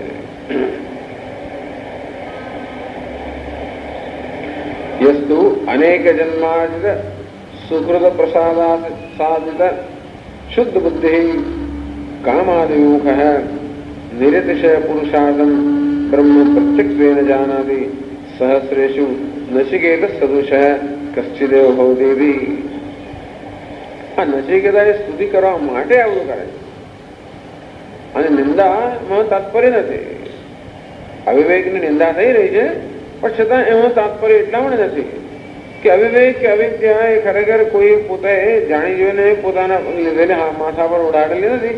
એ લઈને મનુષ્ય જન્મ હોવાને કારણે કોઈ નિંદાને પાત્ર જ નથી. ખરેખર કોઈ માણસ નિંદાને પાત્ર એટલા પણ નથી કે માણસ જે છે તે છે એવી ન હોવાની એને સ્વતંત્રતા જ નથી. જે માણસ છે ખરેખર પોતાની પ્રકૃતિને વશ થઈને એવો હોવાને કારણે નિંદા કેમ કરી શકે? અને છતાં પણ નિંદા કરવામાં આવતી એવું જણાય છે, કારણ કે વિવેકની પ્રશંસા. તો આપણે જયારે વાંચીએ અને નિંદા થતી જણાય ત્યારે આપણા વિવેકનું મૂલ્ય જન્મે એ દ્રષ્ટિએ. અને નચિકેતા અર્થાત વિવેક વૈરાગ્ય એની પ્રશંસા કરવા માટે આ અવિવેક કેવા એ કઈ પ્રકારની ગતિમાં પણ લઈ જાય છે એ બતાવ્યું. પછી કહે છે યસ્તુ પરંતુ આ બધાની સરખામણી અનેક જન્માર્જિત સુકૃત પ્રસાદા સાધિત શુદ્ધ બુદ્ધિ. અનેક જન્મની અંદર ઘણા બધા પુણ્ય કર્મ કર્યા હોય એને કારણે જે પ્રસાદ પ્રાપ્ત થયો હોય, સત્કર્મ આપણે કરીએ, પુણ્ય કર્મ કરીએ એટલે ઈશ્વરનો અનુગ્રહ પ્રાપ્ત થાય. અને ઈશ્વરનો અનુગ્રહ થાય મનનું જે મેળ કે અશુદ્ધિ દૂર થાય. એમ કરીને અંતઃકરણ કેવું બને? પ્રસન્ન બને, શુદ્ધ બને, પ્રસન્ન બને.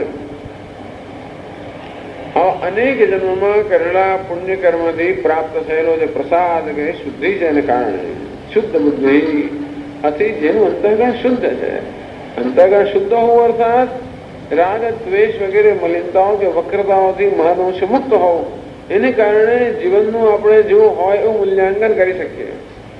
નહીતર વસ્તુ છે એના કરતા વિપરીત મૂલ્યાંકન આપણું મન કરે, આપણા મનમાં આ પ્રકારની વિકૃતિઓ હોય તો અંતેથી મનની અશુદ્ધિ અર્થાત જે આપણી દ્રષ્ટિને વિકૃત બનાવે છે, અંતેથી જે વસ્તુઓ જેવી છે તેવી આપણે સમજી કે જોઈ શકતા નથી, એને વિપરીત રીતે જોઈએ. એ જીવનના આપણા નિર્ણયો બધા વિપરીત નિર્ણયો થાય. શુદ્ધ બુદ્ધિ વસ્તુ જેવી છે તેવી જોઈ શકતો હોવાને કારણે એ જીવનમાં યોગ્ય નિર્ણયો લઈ શકે. શુદ્ધ બુદ્ધિ કામાદ વિમુખ વિમુખ આ એની બુદ્ધિ કે અંતર્ગત શુદ્ધ હોવાને કારણે કામાદ વિમુખ આ કામનાઓથી તૃષ્ણાઓથી વિમુખ છે. અર્થાત એની બુદ્ધિ શુદ્ધ હોવાને કારણે એમાં રહેલી મર્યાદાઓ જે સ્પષ્ટ રીતે પારખી શકે છે, જે ભૂળવાઈ જતો નથી બહારના દેખાવ માત્ર છે. નિર્દિશ પુરુષાર્થમ અત્યારથી જયારે કામ માટે વૈરાગ્ય હોય ત્યારે રામ માટે પ્રેમ હોય, બે એકતા આપણા હૃદયમાં હોય. અંતેથી પરમ બ્રહ્મ નિર્દિશ પુરુષાર્થમ, જેનું નિર્દિશ અર્થાત જેનું કોઈ અતિશય નથી, જેની ચડિયાતું કઈ ન હોય એવો ઉત્કૃષ્ટ પુરુષાર્થ એક અર્થાત પરમ બ્રહ્મ, એને જે આત્મ સ્વરૂપ જાણે છે એવું તો કોઈ વિરલ વ્યક્તિ હોય છે. સહસ્રેશુ નચિકેત સદુષ કશ્ચિદેવ ભવતી. આ નચિકેતા સમાન પરમ બ્રહ્મને આત્મ સ્વરૂપે જાણનારો, પરોક્ષ રીતે પણ જાણનારો. પ્રત્યક્ષ જ્ઞાન તો થયું નથી, અપરોક્ષ જ્ઞાન પણ પરોક્ષ રીતે પણ આવી સમજ હોય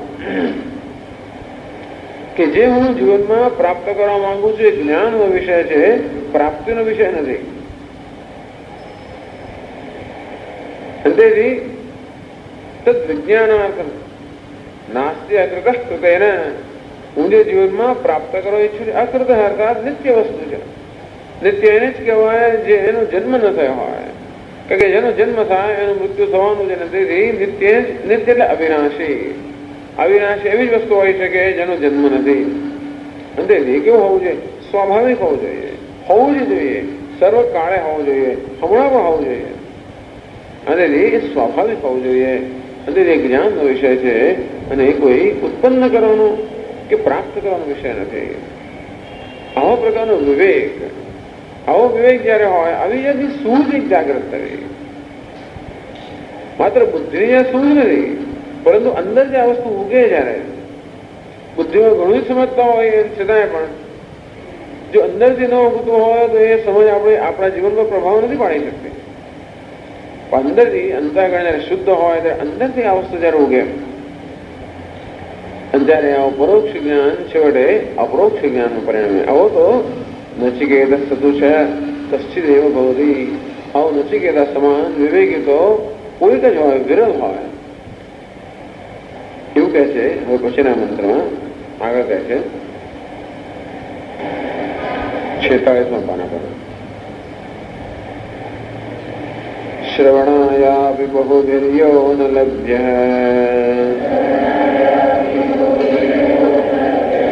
શૃણ્વन्तોऽપि બહવો યન્ન વિદ્યુઃ આશ્ચર્યો વક્તા કુશલોऽસ્ય લબ્ધઃ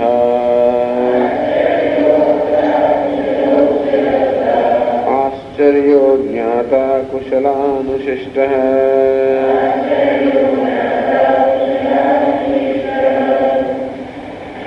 શ્રવણાય અપી એ કે આત્માની દુર્લભતા બતાવે છે આ મંત્રમાં. આત્માની દુર્લભતા બતાવતા કે શ્રવણાય અપી બહુભિઃ યહ ન લભ્ય. જે આત્મા મોટાભાગના મનુષ્યોને તો સાંભળવા માટે પણ ઉપલબ્ધ નથી. અર્થાત આત્માનું શ્રવણ કરવું એ જ મોટાભાગના મનુષ્ય માટે તો શક્ય નથી. આત્મા પોતાની જાતને શ્રવણ માટે પણ ઉપલબ્ધ કરતો નથી મોટાભાગના મનુષ્ય માટે.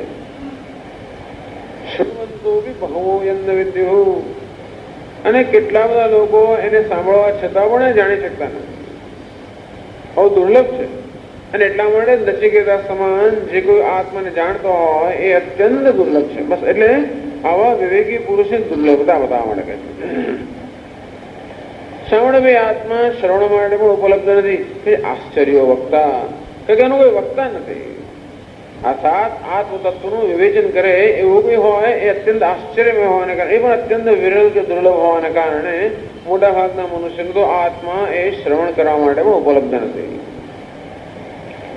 અને સાંભળવા છતાં પણ કેમ મોટા ભાગના લોકોને એનું જ્ઞાન થતું નથી?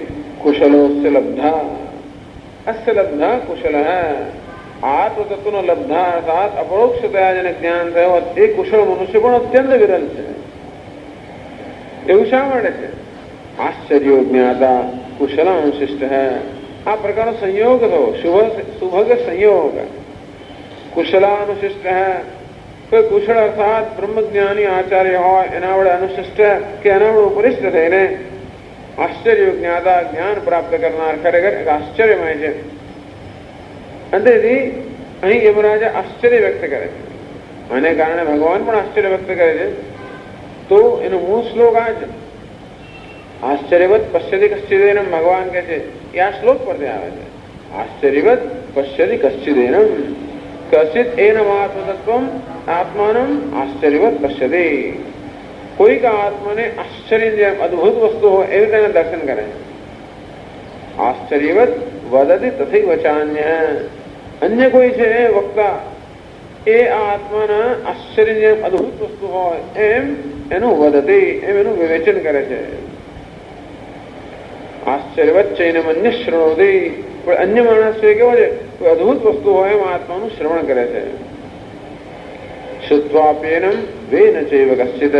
કોઈક એવો હોય છે કે જે સાંભળવા છતાં પણ ન જાણતો હોય. આમ ગીતાનો આ જે શ્લોક છે એ પણ આ મંત્રમાંથી આવે છે. મંત્ર સમજાવતા કહે છે શંકરાચાર્યજી,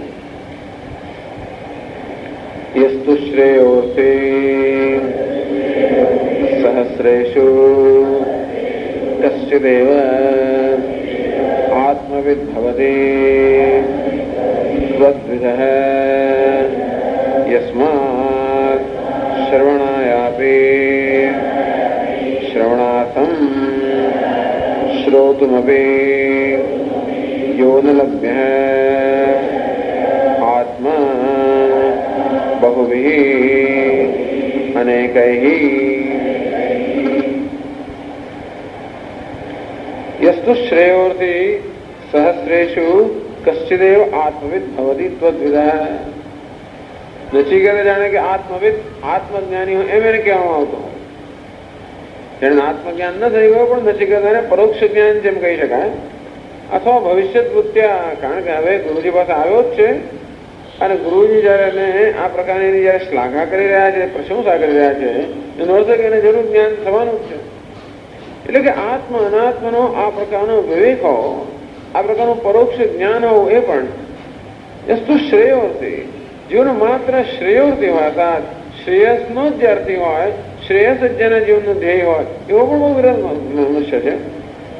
સહસ્રેષુ કશ્ચિદેવ ભવતિ. હજારોમાં કોઈ એક બને. મનુષ્યાણામ સહસ્રેષુ કશ્ચિદ યતતિ સિદ્ધે યતતામ અપસિદ્ધાનામ કશ્ચિન મામ વેત્તિ તત્વતઃ. મનુષ્યાણામ સહસ્રેષુ હજારો લાખો મનુષ્યમાં કોઈક એવો એક જ હોય વિરલ કે દુર્લભ મનુષ્ય, એક જે યત્ન કરતા હોય. મનુષ્યાણામ સહસ્રેષુ કશ્ચિદ યતતિ સિદ્ધે. આ શ્રેયસ સિદ્ધિ એટલે શ્રેયસ, શ્રેયસ માટે પ્રયત્ન કરનાર પણ હજારો લાખોમાં કોઈ એક જ હોય છે. યતતામ અપિસિદ્ધાનામ કશ્ચિન મામ વેત્તિ તત્વતઃ. અને આ યત્ન માટે આવા યત્ન કરનારા સિદ્ધ પુરુષો કે વિવેકી પુરુષો છે એમાંથી પણ મને તત્વતઃ ભગવાન કહે છે કે મને યથાર્થ જાણનાર તો વળી કોઈ દુર્લભ હોય છે. એ દ્રષ્ટિએ કહે શંકરાચાર્યજી સહસ્રેષુ ત્યાંથી મનુષ્યાણામ સહસ્રેષુ કશ્ચિદ યતતિ સિદ્ધે. સહસ્રેષુ કશ્ચિદેવ આત્મવિદ ભવતિ. કોઈક જેવો દુર્લભ કે વિરલ મનુષ્ય હોય જે આત્મજ્ઞાની બને છે. ત્વદ્વિદઃ. તારા જેવો કે નચિકેતા. કેમ એવું છે? યસ્માત. કારણ કે શ્રવણાયાપી. શ્રવણાય તાદર્થે ચતુર્થી. શ્રવણાર્થમ. શ્રવણ માટે એટલે કે શ્રોતુમ અપી. સાંભળવા માટે પણ યહ ન લભ્ય આત્મા બહુભિઃ અનેકૈઃ. અનેક મનુષ્યો વડે આત્મા શ્રવણ માટે પણ ઉપલબ્ધ નથી. કેમ નથી? કારણ કે એમના મનમાં એ પ્રકારની કોઈ રુચિ એ વસ્તુ જાગ્રત નથી. સાંપ્રાય પ્રતિભાતિ બાલમ કહ્યું શંકરાચાર્યજી પ્રાયણ એવમ વિધ લોક. મોટા ભાગના મનુષ્યો હંમેશા આ વિષયોના ભોગથી એટલા બધા આકૃષ્ટ થતા હોય છે. એ વિષયોની અંદર સુખનો જે આભાસ છે, જે ખરેખર તો ખોટો ચળકાટ છે, એને એટલા અંજાઈ જતા હોય છે લોકો. અને આની જ વસ્તુ સમજાવે છે આગળ યમરાજા પોતે જ કે તસ્માત પરાંગ પશ્યતિ નાંતરાત્મન. વિશ્વના ચળકાટથી અંજાઈ ગયેલા લોકો હંમેશા બહિર્મુખ જ હોય છે. એ ક્યારે અંતરાત્મા પર નજર કરતા જ નથી. અંતેથી આત્મા માટે જેમના મનમાં મહત્વ બુદ્ધિ ન જાગૃત થતી હોય, શ્રેયસ માટે મહત્વ બુદ્ધિ જાગૃત ન થાય, તો જ્ઞાન માટે પણ મહત્વ બુદ્ધિ જાગૃત ન થાય, અને તો પછી આત્માનું શ્રવણ સત્સંગ ચાલતો હોય તો પણ એના માટે મહત્વ બુદ્ધિ ના જન્મે. બી અનેક વસ્તુ કરવાની હોય. માણસને જીવનમાં કરવાનું કેટલું છે. અને તેથી સવાર પર તો ઊંઘવાનું જ હોય, ત્યાંથી માંડીને અનેક વસ્તુ કરવાની હોય. દોડવા જવાનું હોય, ચાલવાનું હોય, અનેક બધું કરવાનું હોય. અને ન કરવું જોઈએ એવું પણ કહેવાનો હેતુ નથી, પણ કઈ વસ્તુ આપણે મહત્વની લાગે. સ્વામી સવારના પરમાં 2 કલાક તો મને મળે છે. કેમ? કારણ કે હું છું 1.5 કલાક 1.25 કલાક ચાલવા જેવું, અને પછી હું ફલાણી જગ્યાએ જવું, પછી આમ વ્યાયામ કરું. અને આ બહુ સારી વસ્તુ છે. માત્ર ઊંઘતા છે એના કરતા ઘણા સારા માણસો, અને છતાંય પણ સવાર પરમાં ક્લાસ ચાલતો હોય પણ એ વસ્તુ તો બહુ મુશ્કેલ છે. કારણ કે મારે તો આ કરવું પડે. અને એ વાત ખોટી રીતે આપણે જ કહેતો કે શરીરનું સંભાળ રાખવી જોઈએ, પણ છતાંય કઈ વસ્તુ મને અપીલ કરે છે, અર્થાત ક્યાં મારી મહત્વ બુદ્ધિ છે, તો આ વસ્તુઓ જ મહત્વ ઉત્પન્ન કરે. તેથી શ્રવણાય બી બહુભી યનલભ્ય. ઘણી વાર લોકો ફરવા આવતા હોય, ચાલવા આવતા હોય, દોડવા આવતા હોય, અને આવું સાંભળતા હોય. ક્યારેક ક્યારેક લોકો 5-10 મિનિટ ઉભા પણ રહે. છતાં બસ એ પણ મહાન વસ્તુ છે, પણ પ્રાયોરિટીમાં આથી વધારે, કારણ કે એમનો સવારનો સ્કેડ્યુલ જે હોય ને એની અંદર આથી વધારે સમય આપવો મુશ્કેલ છે. રોજ કેટલાય લોકો આમ ચાલતા ન જતા છે. ચાલતામાં બી શું શેર વધારે ચર્ચા કરે. ચર્ચા શું કરતા સવારમાં? જોઈએ કે રોજ સ્વામીજી આવે છે અને આ ક્લાસ બધું ચાલતું હશે, પરંતુ કોઈ દિવસ એવી કલ્પના વિચાર સુદ્ધા ના આવે કે આ શું થઈ રહ્યું છે, ક્યાં ચાલે છે. એવું કંઈક ક્યુરિયોસિટી, એવી એક જરાય જિજ્ઞાસા પણ ના જન્મે. કારણ કે બસ આ વસ્તુ માટે કોઈ મહત્વ જન્મે જ નહીં. બહુભી અનેકૈ શ્રવણાય આપે એટલે બહુ જ પુણ્ય કર્મ. એટલે શંકરાચાર્ય કહે છે જંતુ નામ નરજન્મ દુર્લભમ. આ મનુષ્યમાં, અરે બધા જંતુઓમાં નરજન્મ પ્રાપ્ત કરવો દુર્લભ છે. એમાં પછી ધીમે ધીમે આ બધી રુચિ થવી તો બહુ દુર્લભ છે. એટલે અનેક જન્મની અંદર અનેક પુણ્ય કર્મ કર્યા હોય એના પરિણામે આપણામાં આ પ્રકારની રુચિ જન્મે. એ પણ બહુ મોટી વસ્તુ છે. ઈશ્વરામ ગ્રહાદેવ પુંસામ અદ્વૈત વાસના. અદ્વૈત કે આત્માની વાસના હોય એ પણ ઈશ્વરના અનુગ્રહ પ્રાપ્ત થાય છે. અને બધા બહુ લોકો ઈશ્વરના અનુગ્રહના ભાગી હોતા નથી. ઈશ્વરનો અનુગ્રહ ત્યારે પ્રાપ્ત થાય ખૂબ બધા સત્કર્મ કર્યા હોય.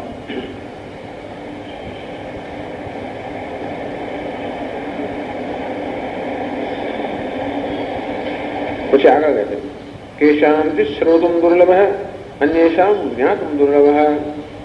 મોટા ભાગના મનુષ્ય માટે તો શ્રવણ જ દુર્લભ છે, અને કેટલાક બીજા એવા છે જેમના માટે જ્ઞાન દુર્લભ છે. એ આગળ કહે છે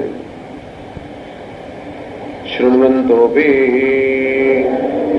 બહવઃ અનેકે અન્યે યમાત્માનં ન વિદ્યુઃ ન વિદન્તિ અભાગિનઃ અસંસ્કૃતાત્માનઃ ન વિજાનીયુઃ.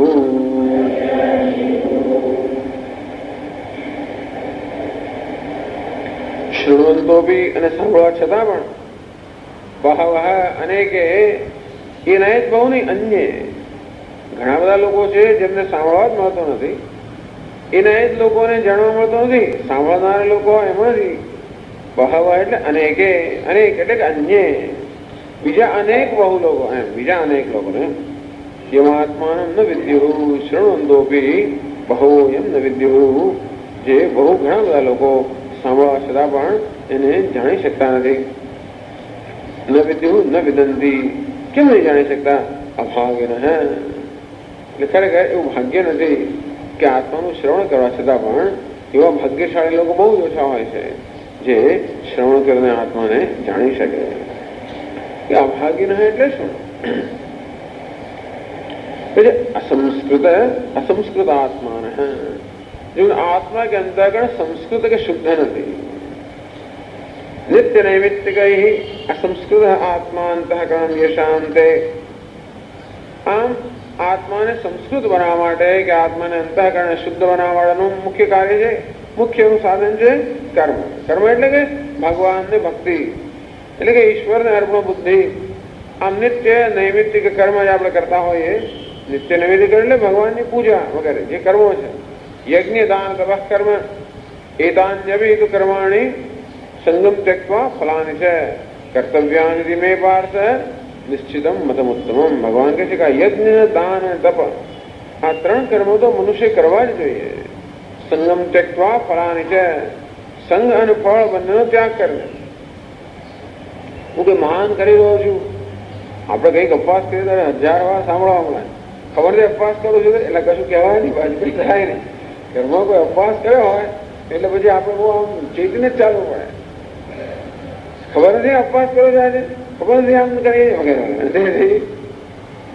સંગમ ત્યક્ત્વા, હું કરું છું, હું બહુ મહાન કરી રહ્યો છું, એવી જાતનું મહાન અભિમાન વગેરે ફલાની છે અને આનું શું ફળમાં છે એ કરતા હોય છતાંય પણ સંગ અને ફળમાં ની અનાસક્તિ બહુ મોટી વસ્તુ છે. કર્તવ્યાની ધીમે પાર્થ નિશ્ચિતમ મતમુત્તમમ. આમ યજ્ઞ દાન અને તપસ અને નિત્ય નૈમિત્તિક કર્મ કહેવામાં આવે છે. એનાથી જ મનુષ્ય અંતઃકરણ શુદ્ધ બને, સંસ્કૃત બુદ્ધિ. તો આ પ્રકારે નિત્ય નૈમિત્ય કર્મથી, યજ્ઞ એટલે ભગવાનની પૂજા, દાન એટલે જે જરૂરિયાત વાળા હોય એમને દાન, અને તપશ્ચર્યા એટલે કે જીવનમાં તપશ્ચર્યા. આ ત્રણ વસ્તુથી અંતઃકરણ શુદ્ધ બને. અને એ રીતે એમને ન શુદ્ધ બને એટલે એમને ખાલી મન શુદ્ધ થઈ જશે એવું નથી. એમને વસ્તુ તો અશુદ્ધ જ થાય. દુનિયાનો નિયમ એવો છે કે એમને તો બધું અશુદ્ધ જ થાય. જો આપણે ઘરમાં ઝાપટીએ નહીં તો અમદાવાદ શહેરની અંદર અઠવાડિયામાં તો 1 ઇંચનો સર થઈ જાય, ખબર ના પડે. એટલી ધૂળ કે ઝાપતો 1 ઇંચનો સર થઈ જાય. ઘણી વાર જો પુસ્તકોની લાઇબ્રેરીની અંદર જો થોડા વખત સુધી 2-4 મહિના સુધી જો એને ત્યાં ધ્યાન ના આપવામાં આવે પછી તો ચોપડી ખોલો તો ઉધરસ જ થઈ જાય. અને કેટલી ધૂળ રચકણો. એટલે સામાન્ય નિયમ તો એવું છે કે તમોગુણની જગતમાં પ્રધાનતા હોવાને કારણે હંમેશા તમોગુણનું આકર્ષણ જ વધારે. એટલે જો કંઈ ન કરે માણસ નીચે જ પડે. ગુરુત્વાકર્ષણ હંમેશા એવું છે કે માણસ નીચે જ ખેંચતું હોય, તેમ તમોગુણ હંમેશા માણસ નીચે જ ખેંચે. અને ઉપર ઉઠવા માટે હંમેશા મહાન પ્રયત્ન કરવો જ પડતો હોય છે. જેમ ઉપર ચડવા માટે, પહાડ ચડવા માટે સખત પ્રયત્ન કરવો પડે, તેમ જીવનમાં પણ શુદ્ધ બનવા માટે, ઉન્નતિ કરવા માટે પ્રયત્ન કરવો જ પડે. એમને ન થાય. આપણા મનમાં વિચારનાર મારા હું થવું છે, માત્ર એવા ફેન્સી હતા તુક્કાઓથી આ કામ ન થાય. એનો વડે પ્રયત્નની આવશ્યકતા છે. એનો પ્રયત્ન છે નથી તે અંતઃકરણ શુદ્ધ થતું નથી. એટલે કે છે અસંસ્કૃત આત્માન ન વિજાનીયું. આ 7 એવા જે ભાગ્યશાળી લોકો છે જેમના આત્માના શ્રવણ લાભ મળતો હોય, એમાંના પણ કેટલા બધા એવા છે જે પૂરતા ભાગ્યશાળી નથી, કારણ કે એમનું અંતઃકરણ શુદ્ધ બન્યું નથી.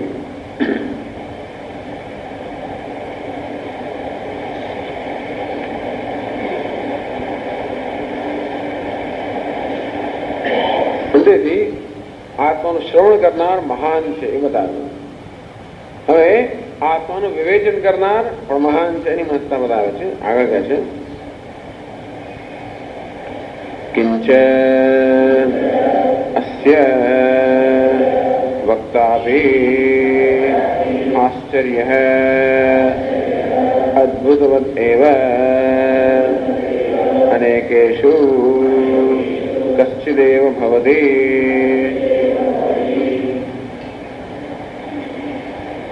કિંચન વળી અસ્ય વક્તા, અસ્ય આત્મતત્વસ્ય વક્તા, આત્મતત્વનો વક્તા આશ્ચર્ય અદ્ભુતવત એવ. આશ્ચર્ય શબ્દ વાપરે છે. આશ્ચર્ય અદ્ભુત એટલે કે યથા અનેકેષુ પદાર્થેષુ કશ્ચિદેવ પદાર્થ આશ્ચર્યકર.